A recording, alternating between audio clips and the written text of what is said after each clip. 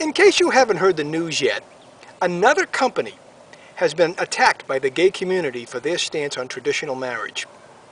Barilla Pasta was recently taken to task when their chairman, Guido Barilla, a practicing Catholic and God-fearing man, had the audacity to state he would never use a gay family in his advertising, instead choosing to stay with your traditional heterosexual family, which is his right and his belief.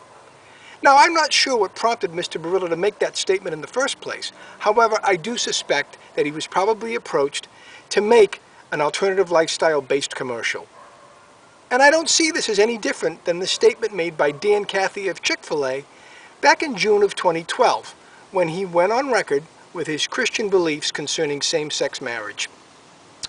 In the aftermath of that statement, an overwhelming outpouring of support developed, and Chick-fil-A restaurants around the country began running out of food, and there were lines stretching around the block, as we all remember. Now, that wasn't the intention of the statement, but it was the result. At the end of the day, it is never possible to please everyone, and I'm not suggesting that any of us should deliberately and intentionally offend anyone else.